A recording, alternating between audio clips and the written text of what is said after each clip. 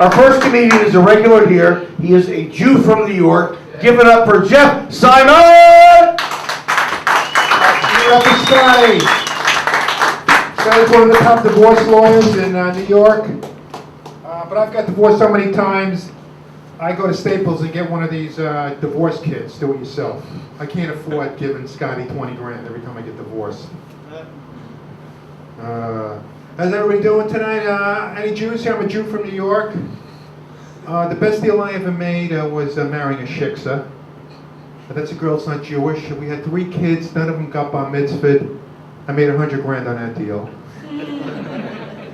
We got married by a priest and a rabbi. The priest didn't want to marry us until I showed him naked pictures of my 8-year-old nephew. The rabbi didn't want to marry us either until I told him to shut the fuck up. You're getting $100 for 5 minutes work. He gave me a high five, said I'll do your ceremony. I'm not religious. The only time I believe in God is when I need a favor. Like if I owe somebody money and he's dying, I'll say, please God, no miracles this time, just let the motherfucker die.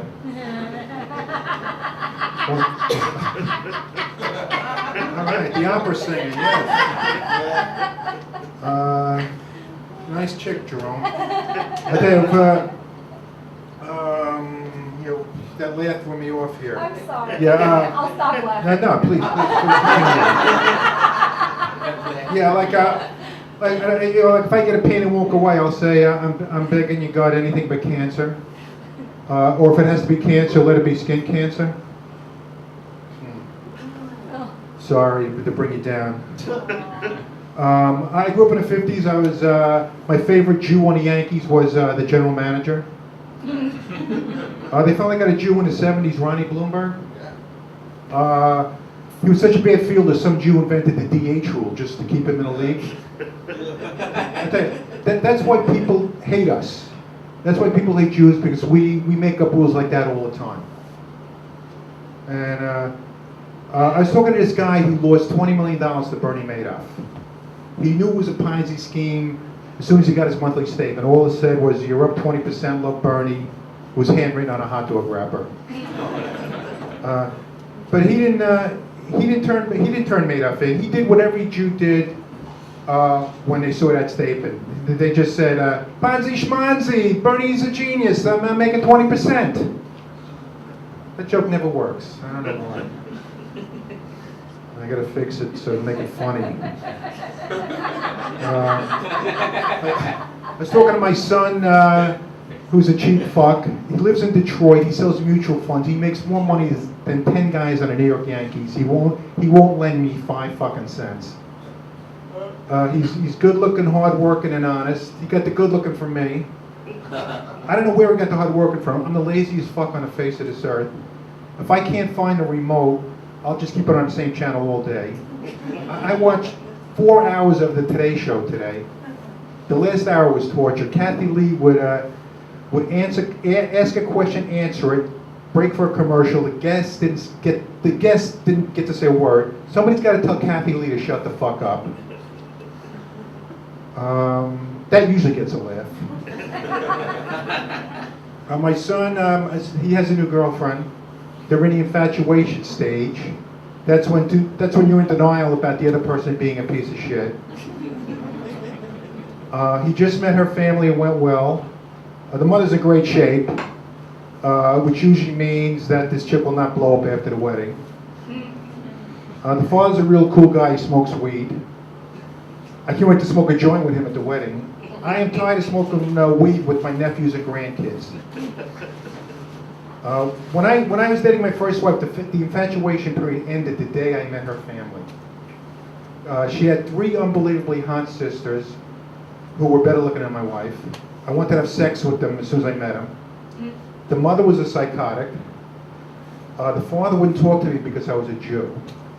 Yeah, I didn't mind doing a Nazi salute when I came into the house, or his Hitler mustache. But the copy of Mein Kampf on the coffee table was unsettling. And I used to do a lot of coke in the 80s. What a great drug. When you're fucking a chick, you could last forever. When I played ball, I thought I was Larry Bird. Every joke killed on coke. It's not like this hit or miss shit. I like here, Everybody in the 80s did coke. Everybody was on coke. If you came out of a bathroom in the 80s and weren't whistling, you were out of coke. And it did make you a little paranoid. Like if I was open and you didn't give me the ball, I would threaten to kill you. If I wasn't open, I would still threaten to kill you. I got into a lot. I fought with everybody on coke. Everybody. I never lost a fight on coke. I was undefeated. My most proudest victory was against my mother-in-law. I told her to shut the fuck up, you fat bitch. She started to cry. Didn't say a word after that. Ring magazine named me Fighter of the Year. The rematch was on pay-per-view. I kicked her ass in that one too. And all right, just told her to shut up. I didn't punch her. You didn't have to keep her. I just bought this unbelievable weed. It's 500 an ounce. It's so expensive I only use it for special occasions. Like if the Knicks are playing a Heat, I have a hooker coming over. Or there's a family get together. For all other occasions, I use the regular 200 an ounce shit. The only problem with weed is you smell like weed. You smell like weed. People try to embarrass you.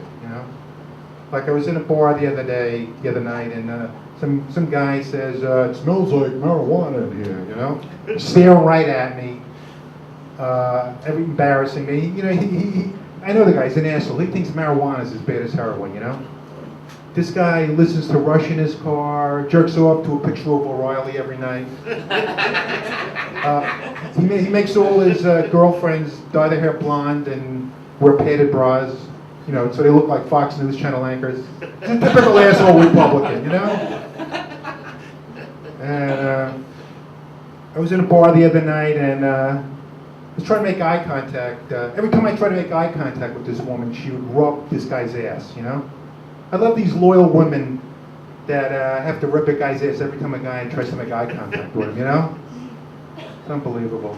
And then I made eye contact with this woman, but I couldn't get her to smile back, And then this guy starts rubbing her ass.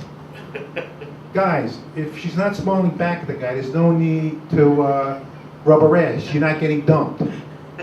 You're not getting dumped, at least that night, Then I finally made eye contact with this woman who was really hot. It lasted for 2 seconds. As soon as I got home, I jerked off. I tell you, there is nothing like jerking off to a real hot woman that you just made eye contact with. It is just great. It is just unbelievable. A friend of mine went out with a woman from Match.com. She didn't look anything like her picture. She posted 5 pictures. If I'm going out with an online date, the woman's got to post 20 pictures. And she's got to look good in all of them. I've been burned too many times. I clicked on this woman's profile. Her body type is, I'll tell you later. When are you gonna tell me? After I buy a $100 steak at Del Frisco's? Tell me you're gonna tell me? Or after I buy this the $200 bottle of wine? Is that what you're gonna tell us? And she smokes a pack and a half a day, and she doesn't touch a drop of alcohol, which is code for I'm an alcoholic. Somebody told me she's on heroin. And women on Match, they're the biggest lies going. They're the biggest lies. I had a date with this woman. She was supposed to be 50. She was in her 70s. I couldn't get her wheelchair in my car. I couldn't get it to fold up. She gave the worst blowjob I've ever gotten in my life. And then she wanted to know if I'm going to take her out again. I said, okay, but we're going to have to take Accessoride. I can't spend an hour getting this chair in my car. And I know this woman. She's really, really nice. And I like her a lot. But she has more baggage than the Delta Carousel at Newark Airport on an arriving flight from Nicaragua. Her son lives at home.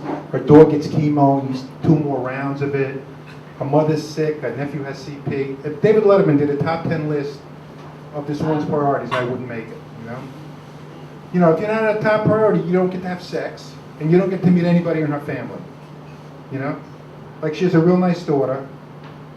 She just got divorced. I have a picture on my cell phone. In fact, she's my go-to chick whenever I jerk off now, the daughter. I'm dying to meet this chick. She's like 30 years old. You know. Oh, you can't see me with a 30-year-old, right? Is that what you're saying to me, people? Yes. Bullshit. Bullshit.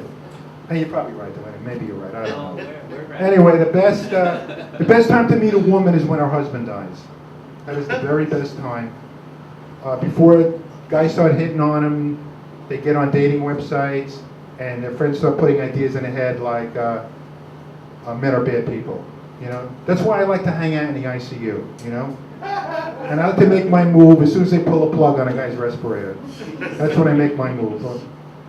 But if you can't make that, if you can't make the ICU, the next best time is right after their funeral when people start walking back to their car.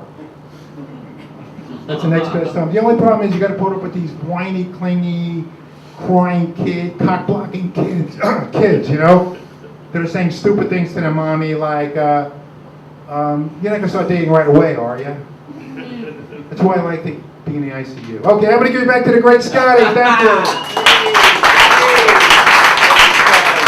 All right, let's hear it. Come on. Yeah. All right.